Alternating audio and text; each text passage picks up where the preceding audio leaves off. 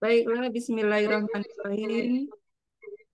Saya mulai pertemuan kita pada sore hari ini untuk bimbingan klinik Ar-Rafif yang pada hari ini agendanya kita berdiskusi tentang sasaran keselamatan pasien sekaligus dengan insiden keselamatan pasien dan yang masuk di sananya untuk mencegah insiden yaitu bagaimana klinik nanti melaksanakan manajemen risiko.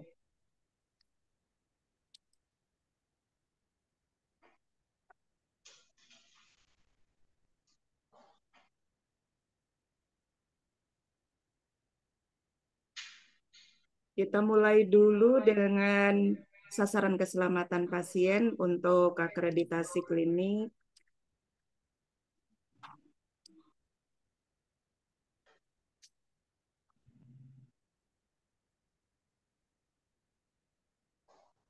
Jadi ada 6 sasaran keselamatan pasien. Nah, ini kita ambil dari Permenkes nomor 11 tahun 2017 tentang keselamatan pasien. Sasaran yang pertama itu adalah klinik nanti diminta untuk dapat selalu mengidentifikasi pasien dengan benar, tepat pasien, tepat orang untuk semua lini layanan di klinik. Kemudian yang kedua, meningkatkan komunikasi yang efektif antar petugas pemberi layanan klinik.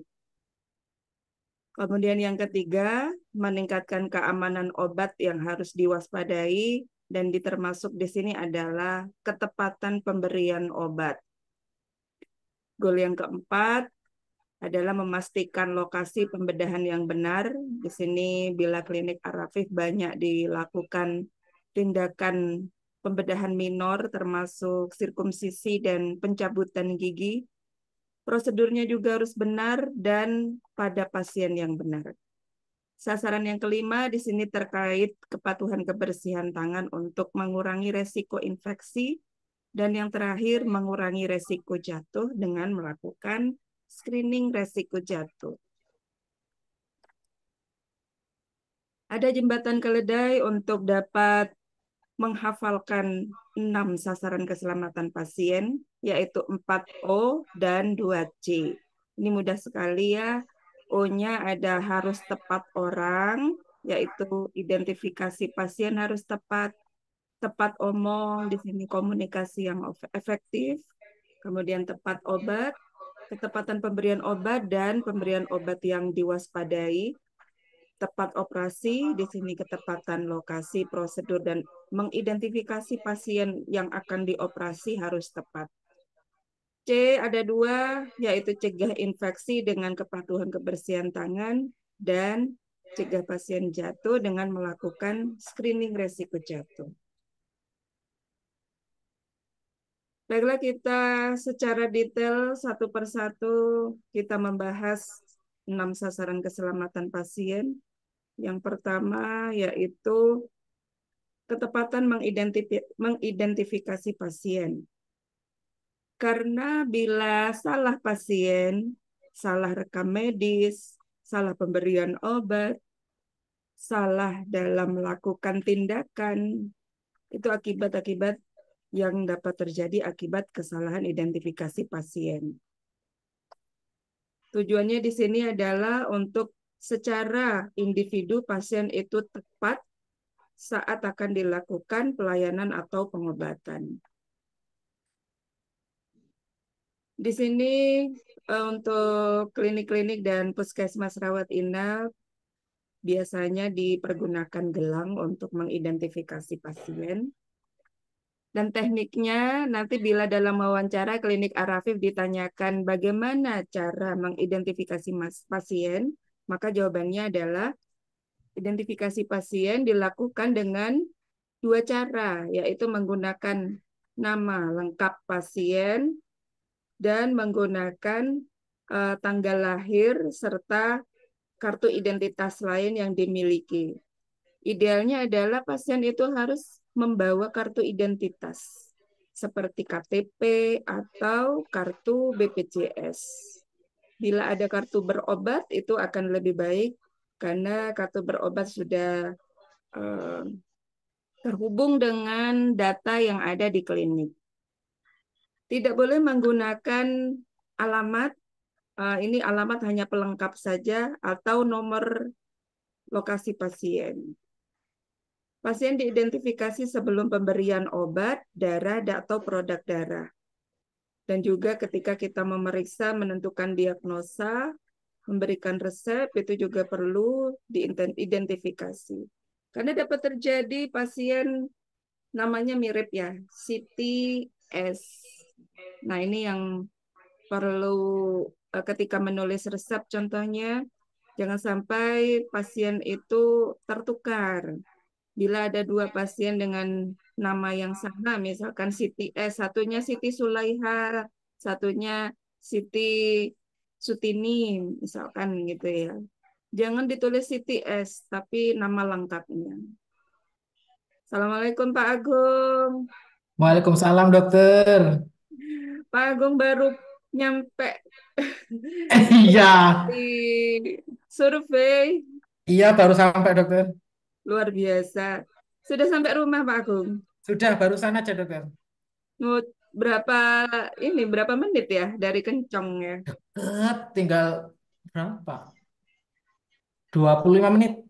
Oh, dekat ya. Deket banget dokter. Lu ya, Dokter nggih. HP masih anu mungkin dokter masih Jember kota mungkin masih. Oh, nggih. Kalau ke Bondowasanya yang jauh. Iya jauh. Nggih. Ya. Monggo dokter dilanjut. Luar biasa Pak Agung. Semangat. Nggih, kita lanjut. Jadi teman-teman klinik Arafi pastikan nanti melakukan identifikasi pasien menggunakan kartu saja. Bisa KTP atau kartu berobat yang sudah diberi judul klinik Arafif sehingga terhubung dengan data di klinik. Yang kedua, sasaran keselamatan pasien adalah meningkatkan komunikasi yang efektif. Di sini maksud komunikasi yang efektif adalah antar petugas. Jadi dokter dengan perawat, dokter dengan bidan, dokter dengan petugas laboratorium, obat, dan petugas lainnya. Di sini kaitannya dengan pelimpahan wewenang, seperti contohnya misalkan dokter Ika memberikan pelimpahan wewenang kepada perawat untuk melakukan sirkumsisi, misalkan seperti itu ya. Melakukan anestesi, sirkumsisi, dan hektingnya itu uh, dilakukan komunikasi yang efektif berupa data-data pasien mulai dari identitas pasiennya, kemudian misalkan dari temuan pemeriksaannya itu ada ditemukan apa kelainan-kelainan apa misalkan gitu itu laporan dari perawat kepada dokter yang tidak hadir di tempat sehingga perlu dilakukan pelimpahan wewenang nantinya itu harus berupa komunikasi yang efektif, yaitu datanya sesuai hasil pemeriksaan yang valid. Dan disampaikannya di sini menggunakan SBAR, Situation, Background Assessment, dan Recommendation. Jadi SBAR ini sama dengan SOAP sebenarnya. Kalau SOAP itu ditulis oleh dokter, ada subjektif, objektif assessment, dan plan. Nah, SBAR ini adalah bentuk pelimpahan wewenang yang ditulis oleh perawat. Jadi perawat mengkomunikasikan kepada dokter saya mendapatkan pasien misalkan datang dengan keluhan pusing-pusing. Kemudian dari background pemeriksaan saya didapatkan tensinya 180 sekian. Kebetulan dokternya tidak hadir sehingga mendapatkan data pasien secara lengkap itu dari perawat yang memeriksa. Dari assessment, saya duga pasien ini mengalami headache akibat dari hipertensi. Jadi bukan diagnosa. Jadi saya duga begitu ya, asesmennya saya duga pasien ini mengalami headache akibat hipertensi. Recommendation, Saya mengusulkan pasien ini diberikan antihipertensi, mohon advis terapi dari dokter. Nah, itu esbar seperti itu. Pada saat perawat menelpon ke dokter yang jaga tapi tidak hadir, maka dilakukan komunikasi yang efektif dengan menggunakan esbar. Kemudian setelah itu dokter memberikan advis. Oh ya, saya terima informasinya bahwa pasien ini mengalami hipertensi dan headache akibat hipertensinya. Pasien ini diberikan misalkan amlodipin 10 miligram, asam efenama, dan sebagainya. Itu yang disampaikan kepada perawat yang diberi pelimpahan wewenang. Dan advis dari dokter ini kemudian ditulis, dibaca, dikonfirmasi ulang. Jadi TBK, dilakukan TBK yang itu juga ada tercatat di rekam medis ya. Perawatnya menulis advis dokter, membacanya kembali dan mengkonfirmasi, oh ya dokter, pasien ini diberi amlodipin, diberi asam efenamat dan sebagainya.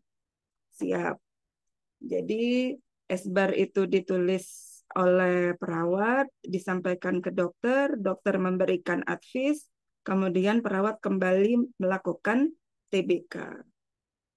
Selain untuk proses serah terima data pasien dalam konsul on call atau pelimpahan wewenang ini, esbar dan TBK ini juga dilakukan bila klinik nantinya akan berproses kerawat inap, bila ada rujukan pasien UGD misalkan ya, rujukan pasien gawat darurat misalkan.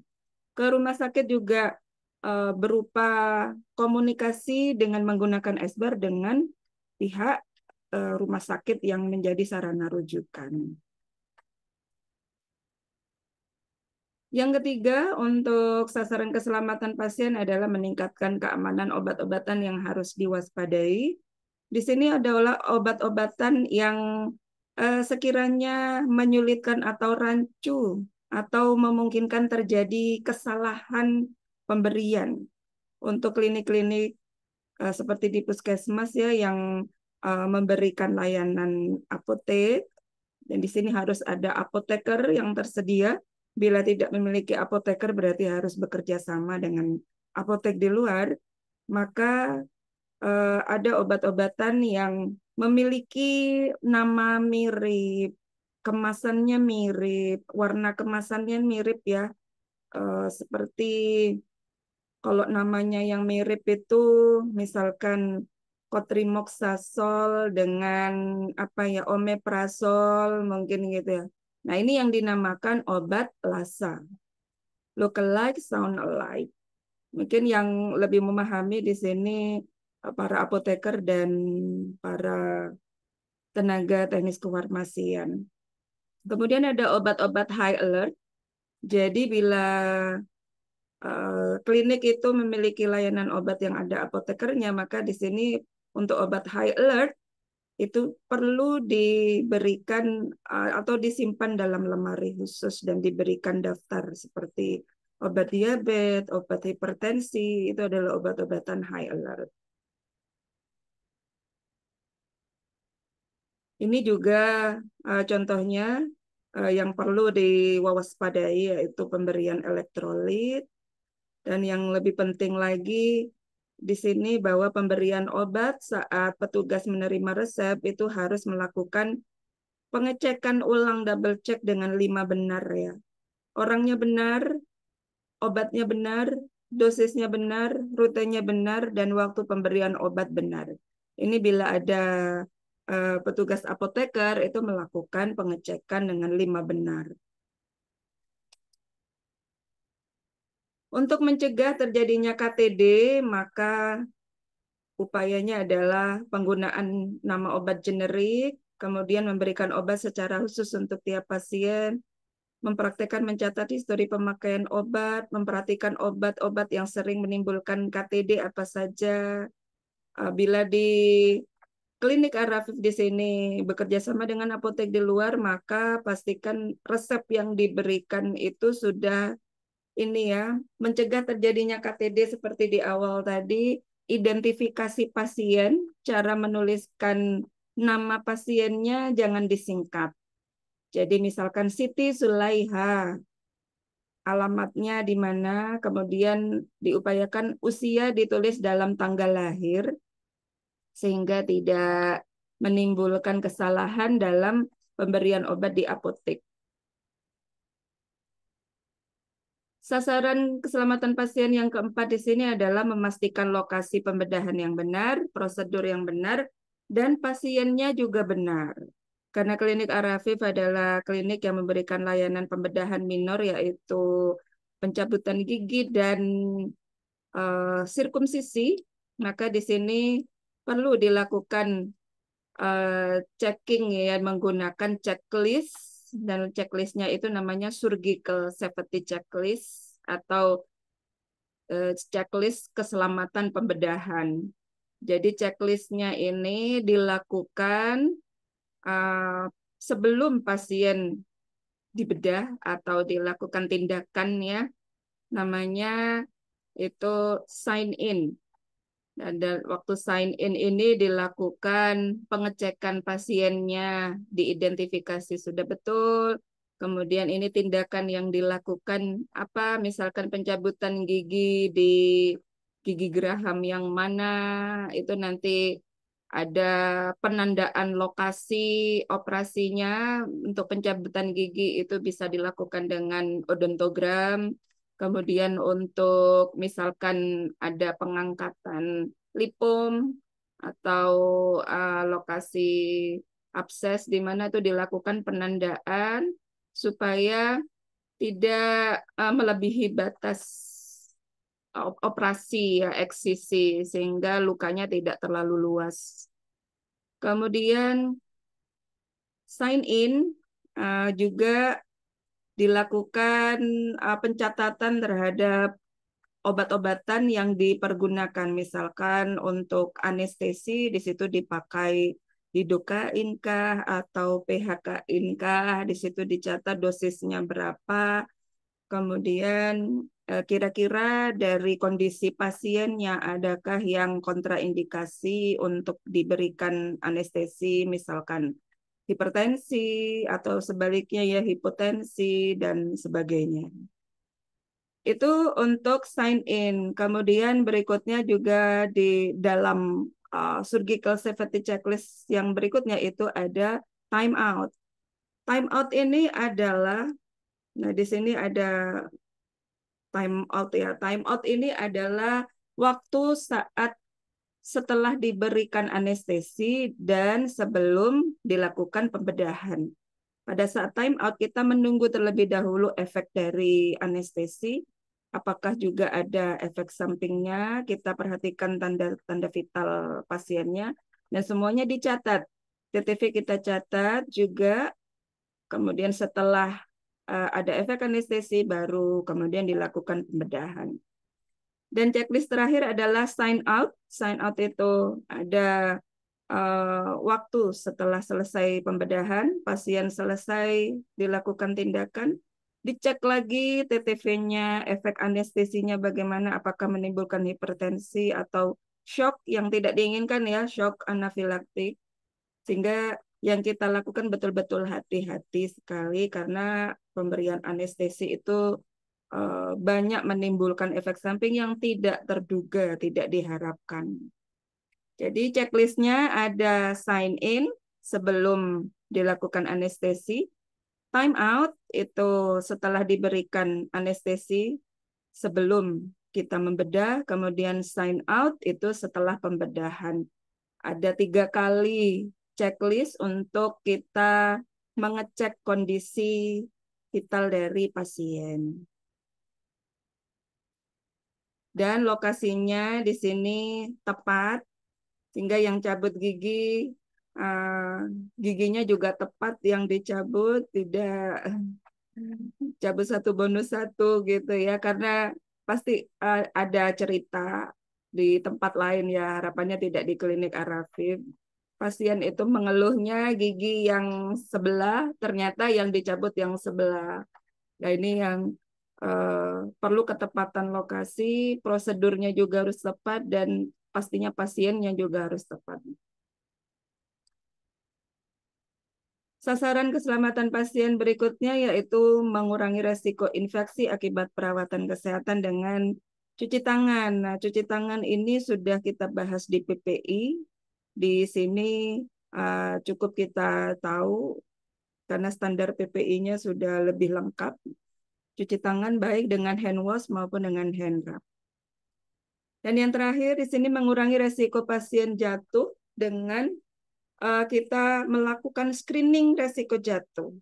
Untuk pasien rawat jalan, untuk klinik Arafif cukup dilakukan dengan get up go test.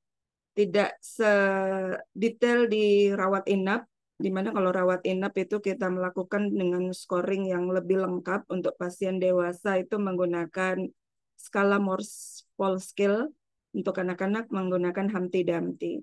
Untuk rawat jalan cukup dengan get up go test, kita melihat pasien itu dari gaya berjalan, apakah menggunakan alat bantu jalan, itu kita centang-centang, dan apakah pasiennya berkebutuhan khusus, apakah ada riwayat jatuh, riwayat pengobatan yang seperti penyakit-penyakit stroke, apalagi ya, vertigo, kemudian dari gaya berjalan, keseimbangan berjalannya bagaimana, itu kita dapat melihat bahwa pasien ini ada resiko jatuh. Dan setiap pasien dengan resiko jatuh, klinik sudah mengupayakan untuk mengurangi resikonya dengan seperti memasang handrail, kemudian untuk lantai diupayakan tidak licin, tidak berdebu, karena licin dan berdebu itu pastinya akan meningkatkan resiko jatuh. Baiklah, itu untuk sasaran keselamatan pasien. Kaitannya adalah sasaran keselamatan pasien ini dipahami untuk bila sudah terjadi insiden atau cedera, maka nanti klinik harus melaporkannya berupa laporan insiden keselamatan pasien atau IKP. Namun diupayakan tidak ada insiden yang terjadi akibat dari kesalahan-kesalahan dalam penerapan sasaran keselamatan pasien, di mana nanti mencegahnya adalah dengan kita melakukan manajemen risiko. Jadi kita mengenali terlebih dahulu untuk insiden keselamatan pasien, itu ada 5. Yang pertama, yang paling tidak diinginkan adalah kejadian sentinel, di mana kejadian sentinel ini cederanya mengakibatkan kematian atau cedera serius yang sifatnya irreversible. Misalkan patah tulang femur. Fraktur femur itu fraktur yang mengakibatkan perdarahan internal banyak sehingga dapat mengakibatkan kematian, dan cacat bila pun hidup itu biasanya mengakibatkan kecacatan. Kemudian yang kedua ada KTD, kejadian yang tidak diharapkan. Kejadiannya bisa berat, bisa ringan. Sesuatu yang sudah mengakibatkan cedera dan ini akibat pelayanan di klinik, maka itu disebut KTD. KTD yang berat itu nanti lebih dekat ke sentinel, namun KTD yang ringan-ringan sedang pun tetap kita laporkan sebagai KTD. Misalkan contohnya pasien jatuh kemudian memar biasa, itu sudah KTD. Yang ketiga ada KTC, ada cedera sebenarnya ya, tapi tidak dirasakan oleh pasien. Sudah terpapar, misalkan contohnya bukan pasien jatuh ya, pasien jatuh ini pasti dia sudah mengalami memar minimal, nyeri minimal. Pasiennya bilang nyeri ringan saja, itu sudah masuk KTD yang nomor 2. Sedangkan KTC ini biasanya tidak dirasakan sama sekali. Contohnya, pasien kita berikan obat vitamin C, tapi yang kita berikan salah, vitamin B kompleks. Asalkan kesalahannya sama-sama vitamin ya, karena vitamin itu tidak menimbulkan efek samping yang serius, tapi tetap bermanfaat gitu ya. ada kesalahan, jadi ada kejadian yang salah dari petugas, tapi tidak menimbulkan cedera. Pasiennya tidak apa-apa. Itu lagi contohnya ya, kesalahan pemberian vitamin. Kalau salah memberikan obat diabetes kepada pasien yang tidak diabetes sampai pasiennya koma, itu sentinel. Koma itu sudah pasti sentinel. Sedangkan kalau obatnya salah tapi pasiennya tidak apa-apa, itu KTC. Yang berikutnya, KNC, kejadian nyaris cedera, namanya juga nyaris, nggak jadi. Ya misalkan pasien ditidurkan di bed, ternyata bednya goyang, lupa tidak dikunci. Pasiennya nyaris, pada saat mau turun dari bed, hampir jatuh. Tapi nggak jadi karena dia pegangan dan kita tolong. Nah itu KNC. Dan yang terakhir itu KPC. KPC itu potensial cedera. Potensial cedera ini sama dengan risiko. Jadi misalkan di kamar mandi licin, belum disikat, pasien yang masuk ke sana ada resiko jatuh. Itu resiko. Pasiennya belum masuk, masih di luar, tapi ada resiko. Kalau dia sampai masuk, kepleset, jatuh, ya jadi KTD. Nah, KPC pun ini perlu dilaporkan juga. Bagaimana kita uh, menyikapi insiden keselamatan pasien ini? Ini saya berikan panduannya. Untuk KTD, kejadian tidak diharapkan, contohnya pasien jatuh terpeleset akibat lantai licin sehingga kakinya memar. Nanti klinik menyusun RCA sederhana. RCA ini root cause analysis. Simple. Mencari penyebabnya apa? Oh, penyebabnya lantainya licin. Dicari lagi. Lantai licin ini kenapa? Petugas cleaning service-nya belum menyikat kamar mandi. Kenapa kok petugas cleaning service belum menyikat kamar mandi? Oh, karena dia masih ada tugas lain dimintain tolong oleh dokter untuk membersihkan ambulan, misalkan seperti itu.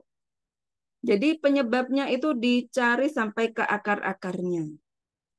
Kemudian setelah dilakukan root cause analysis, laporannya klinik harus punya laporan register insiden, sebaiknya berupa ketikan ya, jangan buku. Jadi bisa dibuatkan dari Excel. Register insidennya secara internal ini ada KTD. KTD-nya yaitu pasien jatuh terpeleset akibat lantai licin.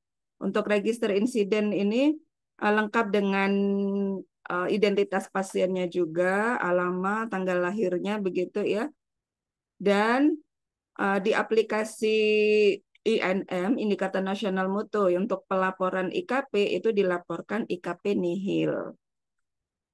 Kemudian berikutnya KNC sama ya dengan KTD, juga dilakukan RCA sederhana meskipun pasiennya tidak jadi jatuh, nyaris, tapi tetap kita lakukan investigasi. Investigasi ini dengan mencari akar penyebab masalah dengan root cause analysis. Contohnya pasien jatuh akibat bed yang goyang, tapi nggak jatuh karena dia pegangan. Nah ini kenapa? Misalkan karena petugas lupa mengunci bed. Kenapa petugas lupa mengunci bed? Karena kebetulan ada tindakan lain, jadi buru-buru, akibatnya lupa. Dicari sampai ke akar permasalahan. Kemudian pelaporannya juga di register insiden. Yang berikutnya KPC. KPC ini adalah risiko ya. Risiko. Jadi contohnya lantai yang licin tapi belum dimasuki oleh pasien.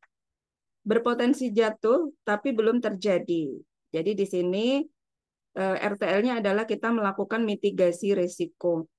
Menurunkan tingkat risiko. Dengan apa? Contohnya dengan membuat daftar ini ya, membuat daftar jadwal pembersihan kamar mandi untuk dipatuhi oleh petugas cleaning service. Contohnya begitu.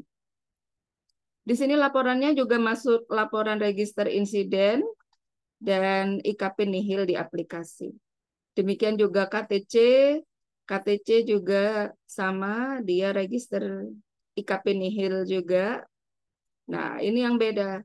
Kejadian sentinel, semua kejadian sentinel yang mengakibatkan kematian, misalkan pasien tidak diabetes, diberi obat diabetes sampai terjadi koma hipoglikemi, pasien jatuh sehingga kepala membentur lantai hingga pasien meninggal atau cacat akibat cedera otak berat contohnya. Nah, itu harus dilakukan investigasi komprehensif dengan RCA komprehensif, root cause analysis komprehensif, di mana ini nanti dilaporkan ke Komite Nasional Keselamatan Pasien melalui aplikasi IKP, ya, Insiden Keselamatan Pasien. Jadi pelaporan di aplikasi itu sudah lengkap RCA komprehensifnya, tapi ini sesuatu yang jangan sampai terjadi. Mungkin dulu di awal-awal untuk insiden keselamatan pasien kita harus melaporkan, itu banyak puskesmas dan klinik yang enggan membuat pelaporan karena takut kok insidennya banyak sekali ya. Padahal insiden yang tidak ada cedera sekalipun itu juga harus dilaporkan. Itu tidak apa-apa, jangan alergi untuk melaporkan insiden. Jadi KNC, KPC, KTC itu kan tidak ada cedera. Itu laporkan saja. Atau KTD ringan seperti kita tidak berharap ada shock anafilaktik ya. Anafilaktik shock itu juga kalau sampai pasiennya pingsan, jangan sampai koma ya. Kalau sampai tidak teratasi itu berarti menjadi sentinel. Nah, sentinel inilah yang tidak diharapkan terjadi, jangan sampai terjadi. Bella untuk menurunkan setiap resiko agar tidak terjadi insiden, maka kita melakukan manajemen risiko. Nah, manajemen risiko ini intinya bagaimana klinik menemukan, mengenali semua resiko-resiko terkait baik klinis maupun non-klinis, sehingga mengantisipasi semua layanan itu tidak mengakibatkan cedera. Tahapannya secara simpel, pertama harus dilakukan identifikasi resiko. Jadi dalam register resiko yang dibuat oleh klinik yang pernah di-share Pak Agung itu kita lakukan terlebih dahulu identifikasi resiko. Di situ klinik mengenali resiko-resiko yang ada di setiap unit. Misalkan di pendaftaran ada resiko apa saja, di ruang tindakan apa saja, di ruang pelayanan gigi ada apa saja resiko-resikonya. Nah, didaftar dulu. Baru setelah mengenali semua resiko, kemudian dilakukan analisa risiko. Di sini ditentukan tingkat atau grading resikonya. Nanti saya jelaskan. Dan terakhir setelah menentukan grading resiko, dilakukan mitigasi. Di mana dalam mitigasi ini adalah proses menata laksana supaya resiko itu tidak berkembang menjadi insiden. Tetap boleh ada resiko, tapi jangan sampai ada insiden. Nah, ini berarti kita sudah melakukan mitigasi risiko. Contoh, kita melakukan identifikasi risiko terlebih dahulu, yaitu mengenali risiko di setiap unit layanan. Kita menggunakan pernyataan risiko. Bila kemarin mungkin kita masih melakukan identifikasi risiko langsung dengan oh ada resiko jatuh, oh ada resiko infeksi, oh ada resiko kesalahan pemberian obat. Nah, sekarang kita melakukan identifikasi resiko dengan menggunakan pernyataan risiko. Contohnya seperti ini. Karena lantai kamar mandi licin, mungkin pasien terpeleset, kemudian jatuh, sehingga terjadi cedera. Nah, ini kita membuat kalimat resiko, saya kasih warna, selalu diawali dengan karena. Karena ini adalah fakta yang ada di setiap unit yang mungkin nantinya menjadikan resiko insiden. Kamar mandi licin, itu fakta. Mungkin pasien terpeleset. Nah, ini mungkin. Bisa jadi kan pasien nggak jadi masuk. Nah, kalau pasiennya jadi masuk menggunakan kamar mandi, berarti meningkatkan resiko jatuh. Kalau sampai terjadi, bisa jadi cedera. Entah itu memar, entah itu sampai fraktur, hal-hal yang tidak diharapkan. Contoh kedua, karena faktanya ya, atap gudang obat bocor, mungkin ada obat-obat yang terkena percikan air hujan. Nah, masih mungkin kan? Bisa iya, bisa tidak. Probabilitasnya kita tidak tahu. Mungkin iya, mungkin tidak. Kalau terjadi sehingga obat menjadi rusak. Karena adalah fakta, terkena percikan hujan ini adalah resiko, akibatnya itu dampak obat menjadi rusak. Sehingga ini dampak.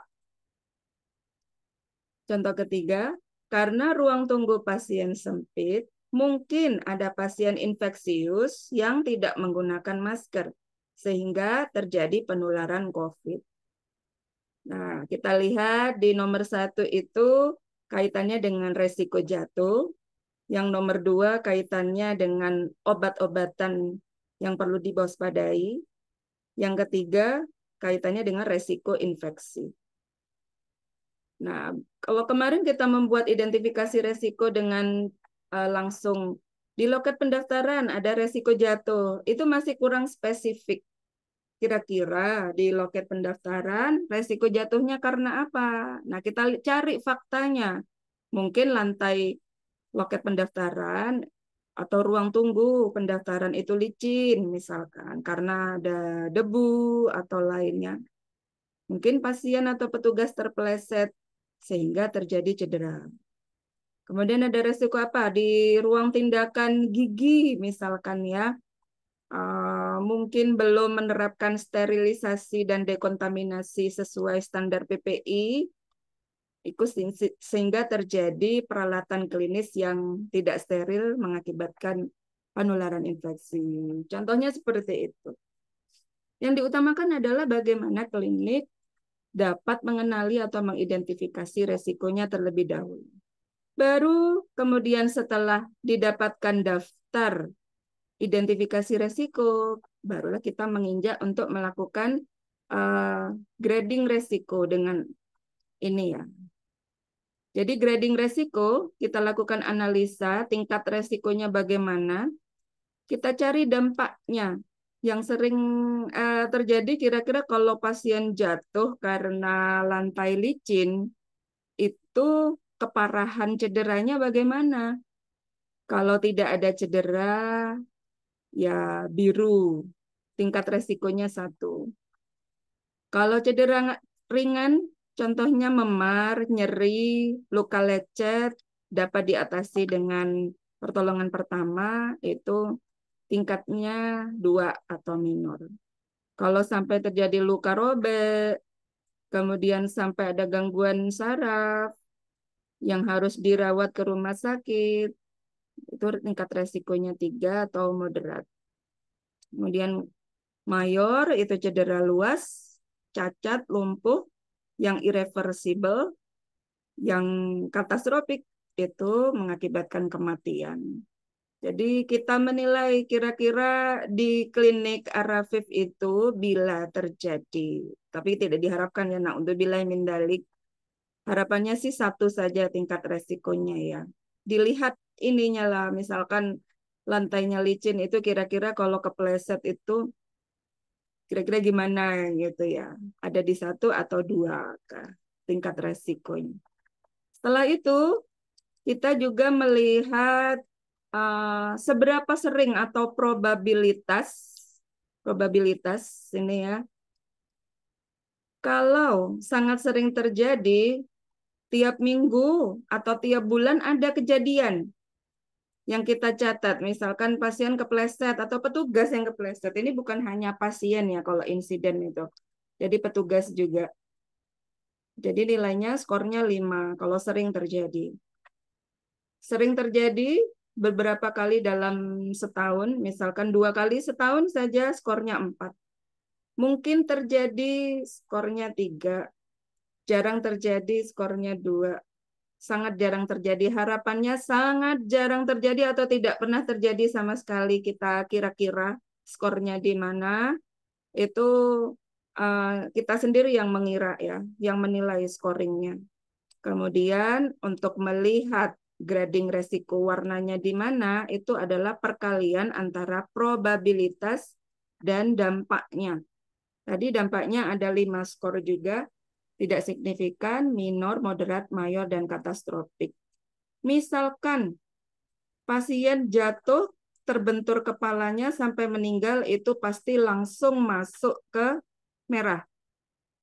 Meskipun itu jarang terjadi, meskipun di sini probabilitasnya 1, tapi karena langsung kejadiannya itu eh, terjadi kematian, misalkan shock anafilaktik akibat anestesi atau tindakan-tindakan lainnya ya, langsung masuk ke merah.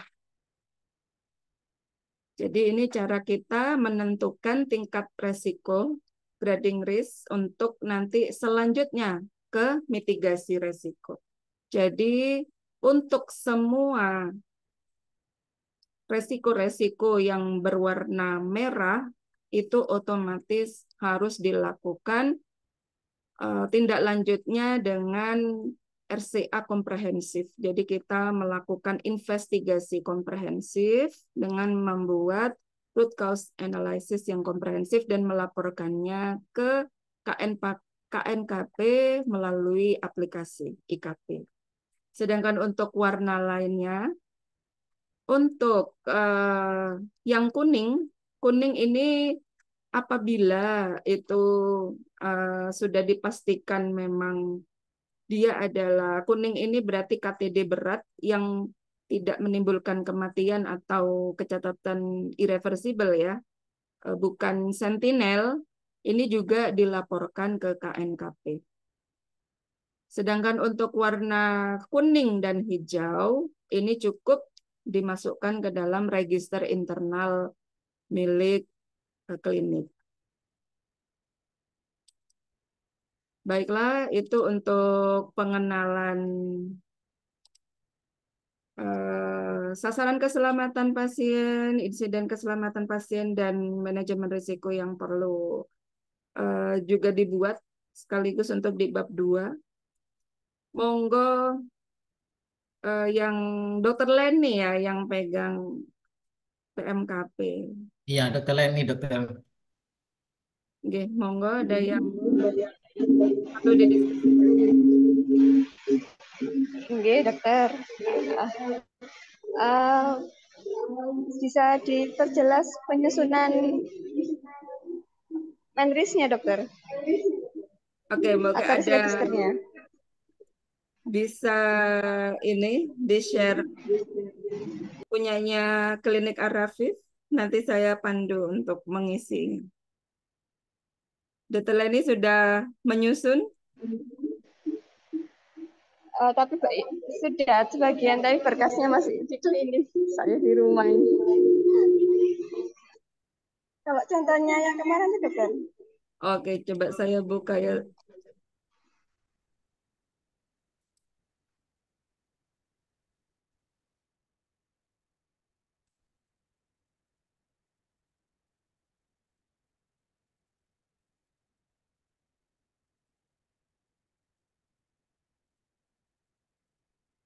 Kita buka Google Drive-nya yang contoh kemarin.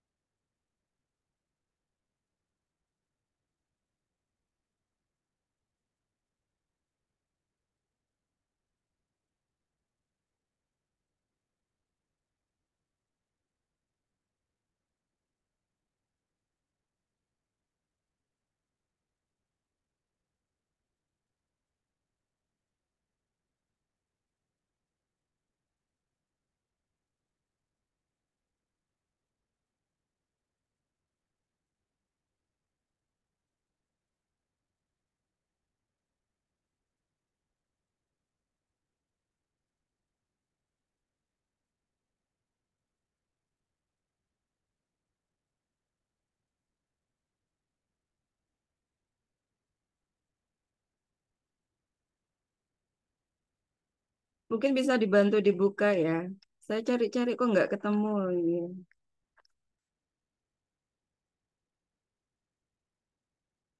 Yang apa dokter? Yang manajemen risiko, Pak. Nggak, maksudnya yang punya siapa? Filenya siapa dokter? Yang contoh dokumen pernah di-share itu.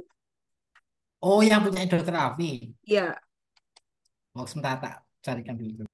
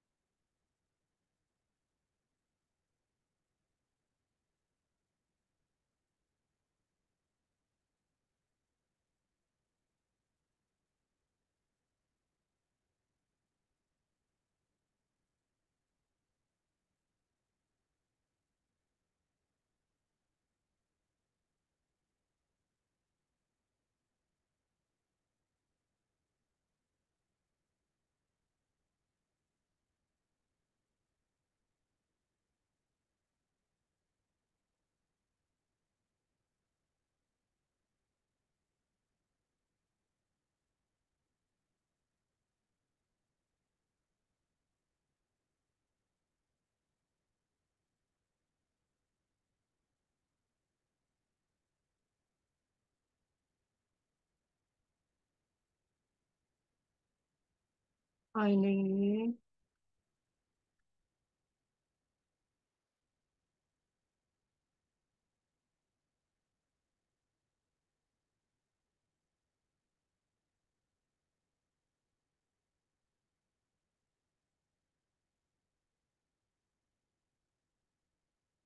Dokter yang punya dokter Afi kok nggak ada isinya ya dokter?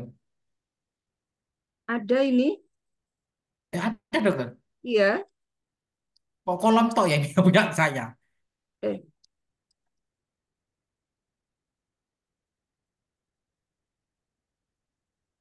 Kolom aja nih. oh iya, Dokter, iya. saya share screen apa risk register milik Arafik. Monggo, monggo. Sebentar saya jadikan co-host. Iya, monggo, monggo. Mungkin bisa dicek bersama-sama. Monggo, Dokter Rika. Maupun dokter masih disable. Oh, sudah.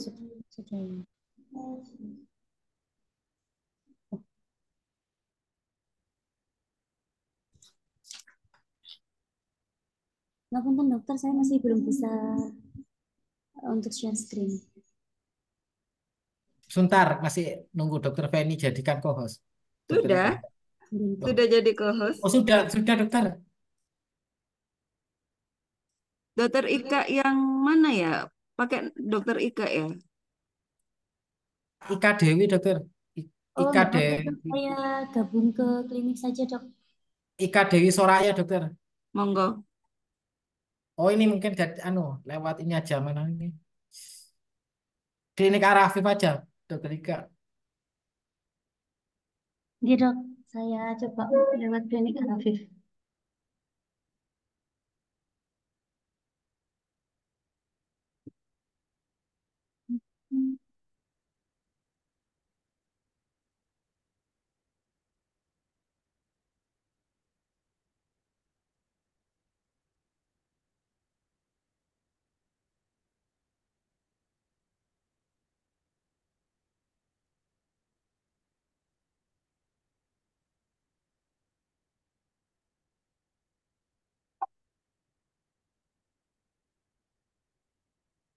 Apa sudah terlihat, Dok? Masih loading. Sudah. Ya. Oke. Nah, ya. Ini Boleh. cuman ini kemarin saya masih meraba-raba, Dokter. Mohon Ya. Jadi ada Dokter. kolom identifikasi risiko, kemudian ada analisa risiko yang grading-grading tadi itu ya. Iya Kemudian ada dokter. mitigasi. Sebenarnya gejala risiko itu tidak perlu.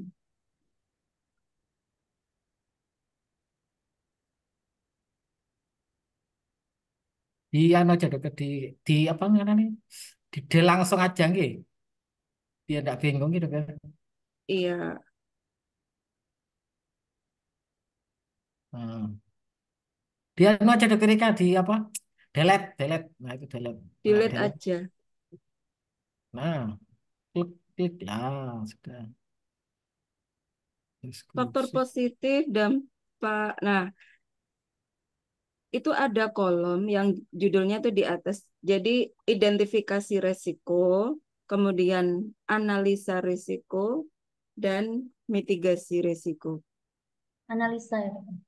Iya, setelah identifikasi itu kan ada dampak ya. Ya. Nah, dampak itu cukup ini saja sih, cukup satu saja, tidak dibagi dua, kualitatif, kuantitatif begitu. Oh, jadi di atasnya dampak itu analisa resiko gitu, Dok. Oke. Atau saya ini ya, share screen, saya buatkan panduan. Lebih simpel sebenarnya sih yang diminta itu. Kayak gini, bisa stop share dulu? Oke.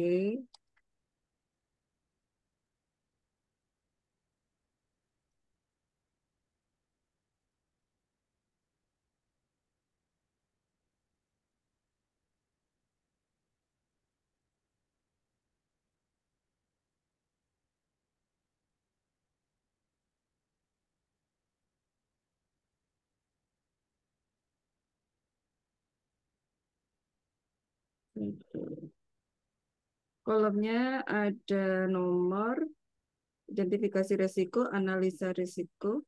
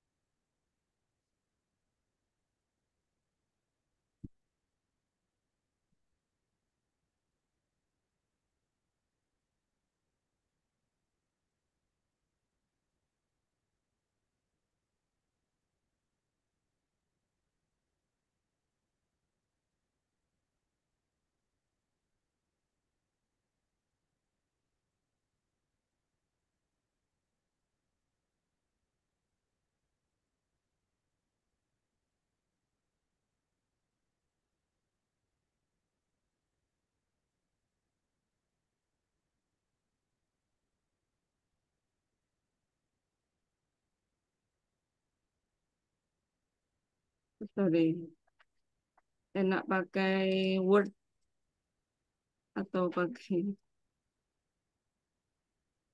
Karena banyak puskesmas klinik itu yang bikinnya itu karena nyontek ya, ribet gitu kayaknya. Padahal yang diminta tuh simple. Nah, kalau udah dapat yang simple, yang penting kliniknya itu paham. Iya, kayak kadang anu ya dokter, nyontoh sini sini sini sini. Iya, Akhirnya copy paste ternyata di kok situ pas, nggak pernah terjadi iya, terjadi seperti itu. Dianggap semua klinik itu sama sih kejadiannya gitu sih, mitigasinya, register i- resikonya. Padahal nggak kan nggak sama setiap klinik. iya. Ini sudah tampak nih. Sudah tampak Sampun dokter. dokter, sampun dokter.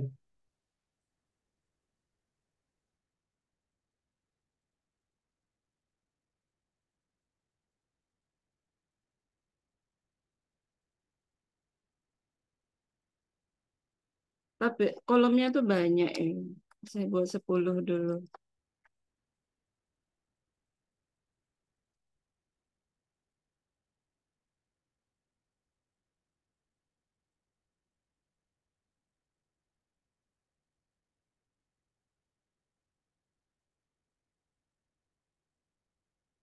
Jadi dimulai dengan identifikasi risiko menggunakan pernyataan risiko tadi ya.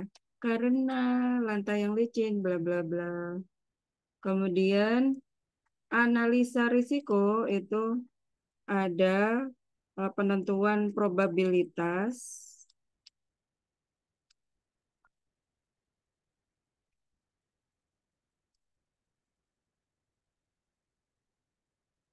dampak, kemudian perkalian. Jadi skor ini adalah perkalian antara P kali D. Probabilitas kali dampak, kemudian grading. Grading atau tingkat resiko. Nah, ini dilakukannya analisa risiko.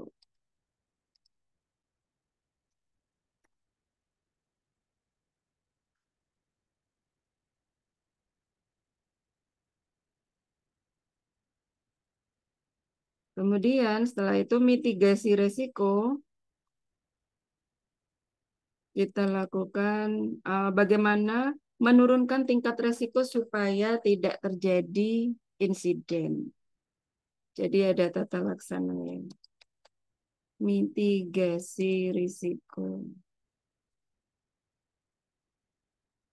Kemudian baru ada usulan. Usulan yang nanti dia akan masuk ke RUK.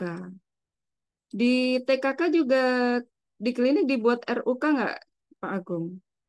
Sebenarnya sih bukan RUK sih dokter, kayak perencanaan aja sih. Ya, Biasanya perencanaan. iya kayak anu sih kayak misalkan apa yang harus dilakukan misalkan terkait ketenagaan, apa yang dilakukan perencanaan dan lain sebagainya sih sebenarnya simpel aja sih nggak usah terlalu sampai bikin RUK yang jelimet itu aja nggak Iya, perlu. tapi Yang punya sederhana aja. perencanaan gitu ya. Misalkan berapa tenaganya sekarang, terus habis itu nanti eh, mana saja yang butuh STR-nya yang masih berlaku. Kemudian misalkan bulan depan itu ada beberapa yang masih membutuhkan pelatihan PPGD atau ACLS atau apalah itu Ya, bisa direncanakan itu. Oke. Kebanyakan sih kan mereka nggak pernah paling ya gini kan itu kan punya puskesmas padahal itu juga penting untuk iya tingkat profesi perencanaan dan lain juga. sebagainya. Nggih. Tuh. Kemudian juga tadi salah satunya juga misalkan terkait apa ya tadi itu misalkan itu penyimpanan psikotropika gitu gitu kan. Iya, Penyimpanan psikotropika itu kan harus pakai yang itu nggih. lemari Lemari dua besi. lapis pintu. Iya, itu nggih. Nah, kebetulan tadi kan masih menggunakan lemari kayu ya. Ya, Nah, jadi itu kan juga perlu perencanaan. dilakukan perencanaan. Kan nggak tiba-tiba nanti saya datang ke sana, terus tiba-tiba besoknya langsung ada lemari besi, kan nggak mungkin. Iya, Nah, itu kan masih harus perlu. Iya, kalau misalkan kliniknya itu mampu untuk beli besok. Tapi kalau Ya, memang nggak bisa ya di tetap tahun direncanakan depan gitu ya. tahun depan gitu. Atau misalkan itu apa terkait apa itu namanya ke apa sih namanya kok tadi kalibrasi. Nah, misalkan kan kalibrasi kan ada yang beberapa itu kan juga memerlukan kapan yang mau dikalibrasi kan juga perlu perencanaan kan nggak mungkin harus tahun ini dikalibrasi semua kan nggak mungkin Iya, ini juga sama sih itu jadi ya memang yang simpel-simpel aja nggak perlu sampai kayak di puskesmas bikin sampai tebel itu enggak yang biasa-biasa aja sih yang penting paham itu aja iya. oke Seperti ini contohnya ya. yang Coba penting paham Klinik Arafif bisa dicontohkan ada resiko apa yang dikenali, diidentifikasi, kemudian dibuatkan pernyataan resiko. Monggo, Dokter Ika mungkin. Misal di ruang tindakan atau di ruang poli umum poli gigi, risiko tertusuk jarum misalnya. Oke, karena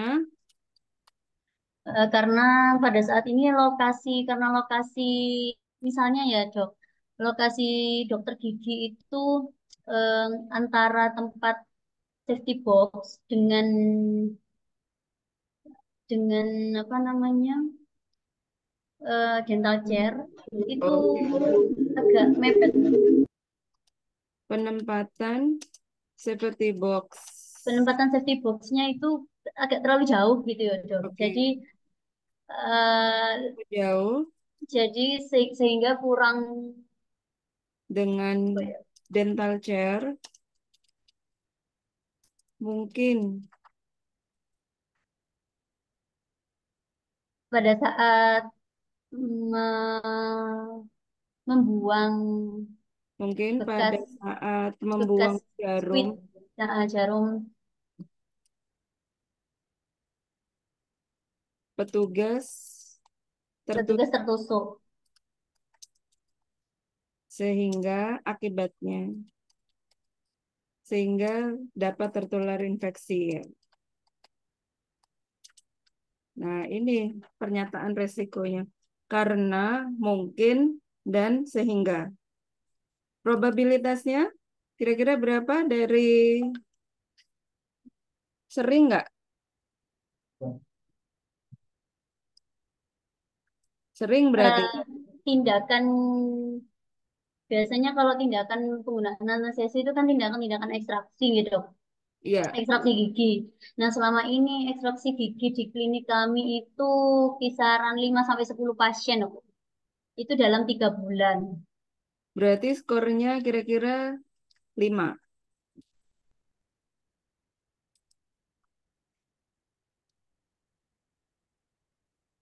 5, 4, 3. Eh, Berapa gitu dokter Leni? Eh, mungkin 4 dokter. Karena sering terjadi, karena sering Ya, tindakan. kalau sering setiap bulan terjadi berarti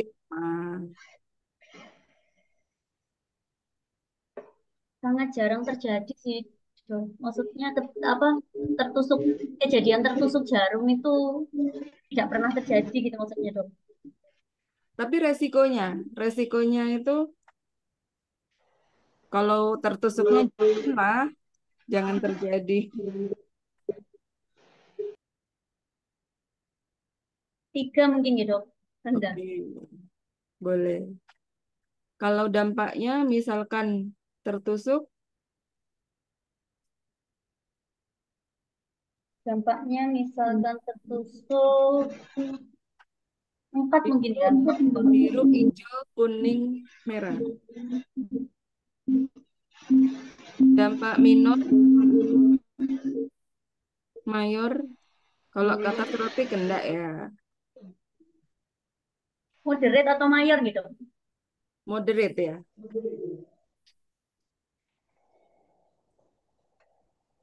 Moderate nih, moderate. Cedera sedang, Moderate berarti misal luka robek dua atau aja. Moderate 3, mayor 4.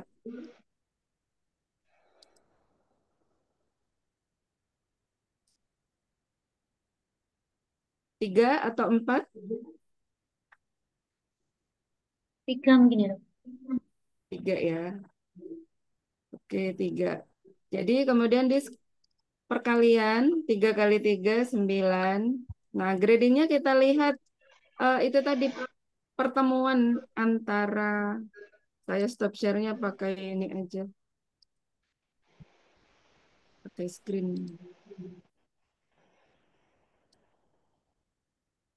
Nah, pertemuan antara moderate dengan skor 3 dengan 3. Berarti tinggi ya, kuning ya, Iya, Dok, kuning. tinggi, kuning. Hmm, tinggi. Nah, tinggi ini diwarnain kuning. Nah, diginikan. Dikasih warna begini. Oke. Karena dia tinggi, untuk mengurangi resikonya bagaimana? Mungkin memindah tempat safety box Oke. ke lokasi yang lebih mudah Oke. dijangkau, Dok. Lokasi safety box agar lebih terjangkau. Kira-kira ada usulan perencanaan? Tidak ada ya, hanya memindahkan saja kan ya.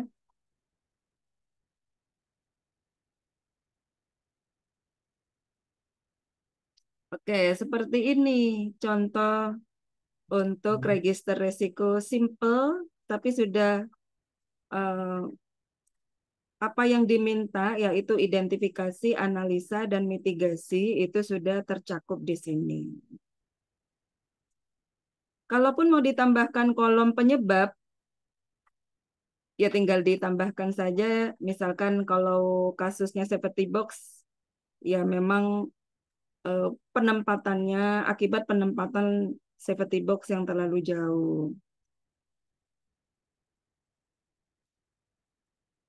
Ada pertanyaan? Izin Udah? bertanya, dokter. Oh, Itu yang untuk kalau usulan atau perencanaan tuh seperti apa gambarannya, dokter? nah ini butuh nggak perencanaan untuk pemindahan lokasi safety box itu butuh nggak biaya? Kalau memang butuh biaya, berarti kita masukkan ada perencanaan. Nggih, maksudnya bergantung anunya dokter apa dokter ikan ya bergantung apakah itu membutuhkan atau tidak itu kan apa ya tergantung biayanya juga nggih. Kalau misalkan itu membutuhkan biaya yang cukup besar dan memang itu diperlukan ya monggo direncanakan gitu bisa sih. Jadi kan nggak Berarti, oh, iya. nggih, Berarti nanti kalimatnya ada atau tidak ada gitu. Oke. Ya, bisa ada, bisa tidak ada. Oh, iya. Karena nggih, kalau usulan itu bisa jadi itu bisa dimasukkan dalam usulan bisa jadi tidak gitu loh dokter.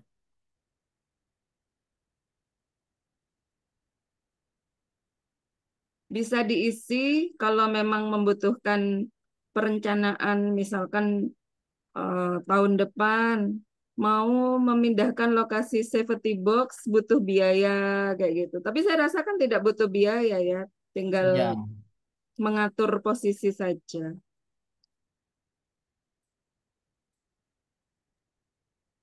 Berarti jika ada identifikasi resiko, ada perencanaannya, berarti nanti ditulis juga biayanya berapa perkiraan gitu. Iya, dengan biayanya juga. Coba dibuat lagi yang lain.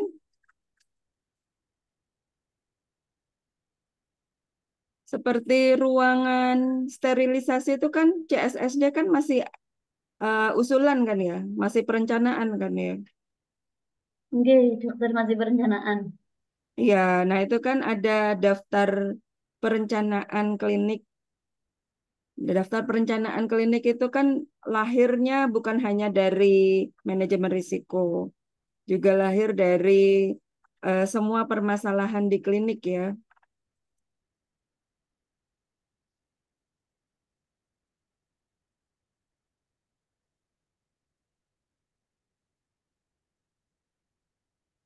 Monggo ada contoh lainnya.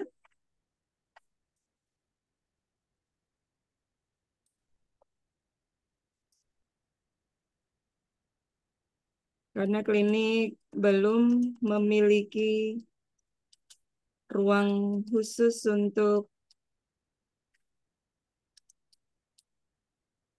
dekontaminasi dan sterilisasi peralatan.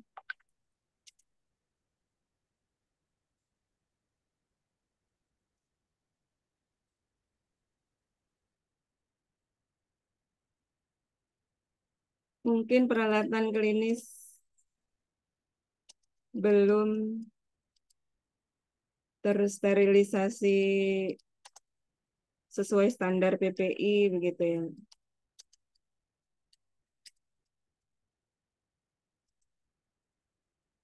Akibatnya dapat terjadi penularan infeksi.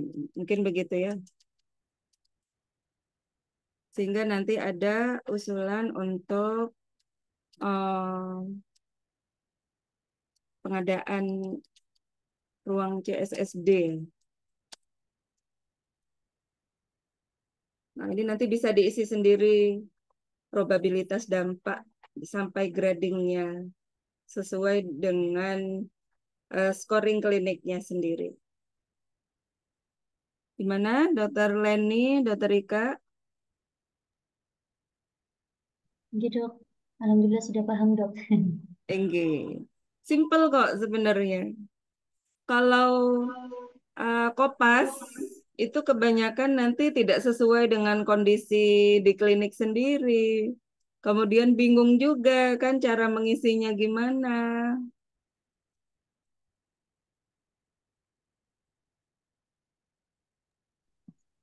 Oke, monggo coba Dokter Leni, Dokter Ika itu nanti menyusun ya daftar register risiko seperti ini. Nanti bisa dikirim ke grup. Nanti saya lihat. Siap, dokter. Baik, Kayaknya ini dokter. memang lebih simpel. Iya, memang simpel kok. Iya. Sekarang ini, dokter, Nggih. untuk mitigasi resiko, itu semua identifikasi resiko dimitigasi atau hanya yang grading yang tinggi tinggi saja? Semua, Siap, siap. semuanya. Jadi semua itu daftar yang ada di sini ini terisi semua. Harapannya terisi semua ya. Kalaupun tidak ada perencanaan, tidak ada usulan, ya nggak apa-apa dikosongin. Tapi sampai mitigasi resiko juga semua harus ada.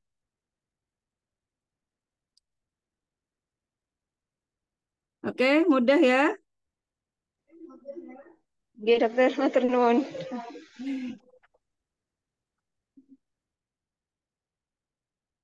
Oke, ada pertanyaan lagi, Dokter Leni, Dokter Ika.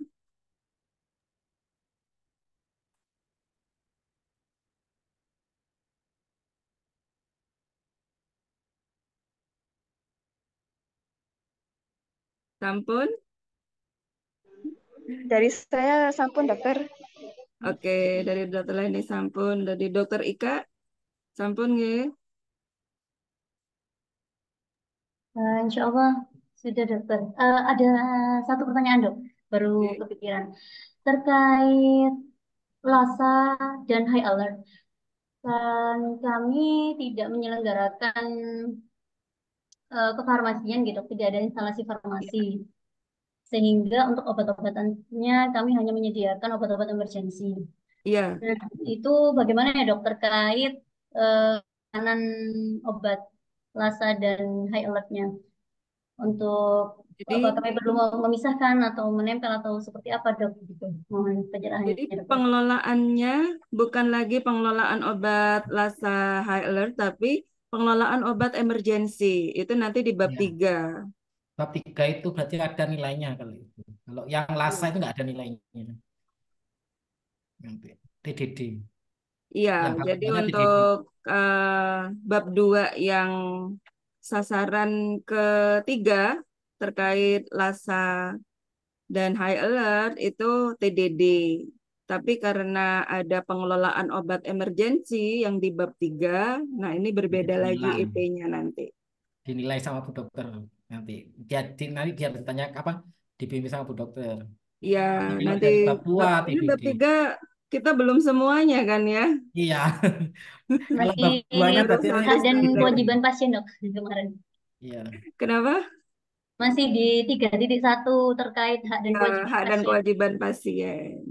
Jadi nanti kita melanjutkan sampai 3.15.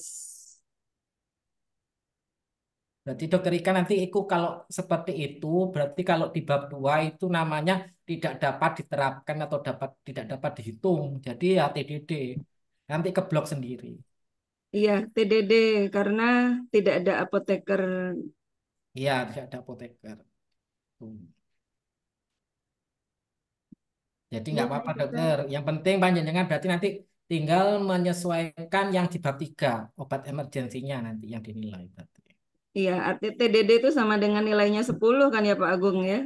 Ya nggak dinilai dokter. Iya, sama dengan Iya, 10 maksudnya. iya sebenarnya itu. Cuman kalau di kami itu diblok kan, maksudnya ngeblok. Jadi saya nggak bisa Iya, di aplikasi di aplikasinya sudah nggak masuk sudah gitu, otomatis. sudah otomatis, nggak akan keluar maksudnya. Gitu. Oke, kita pertemuan selanjutnya membahas bab 3 Bab lagi tiga. nih. Iya.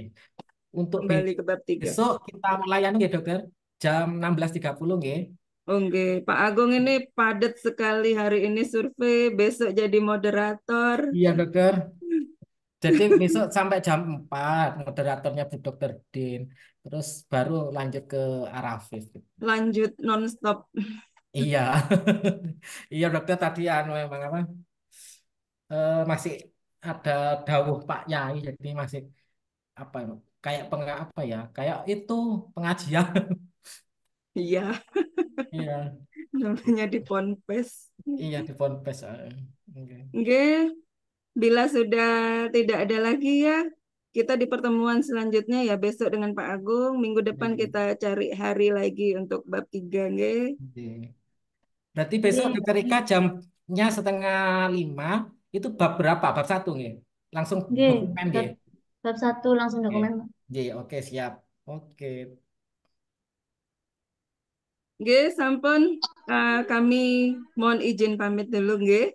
Dokter Ika dan kawan-kawan. Tetap G, semangat, dokter nge. Maya. Semangat. Nggih, matur Tetap nuwun, dokter. semangat. Dokter Nun, dokter Maya, Semangat. Nuhun, Pak Pak Agung. Agung. Nggih, Terima kasih semangat atas dokter. bimbingannya. Ya, Nggih. nggih, alhamdulillah. Saya tutup, nggih. Wassalamualaikum Nggih, Waalaikumsalam. warahmatullahi wabarakatuh. Waalaikumsalam Waalaikumsalam warahmatullahi warahmatullahi wabarakatuh. Waalaikumsalam wabarakatuh. warahmatullahi wabarakatuh. Terima kasih Dokter Feni Nggih, semuanya. sami-sami izin live. Monggo dokter, izin. Enggak, dokter. Assalamualaikum. Waalaikumsalam.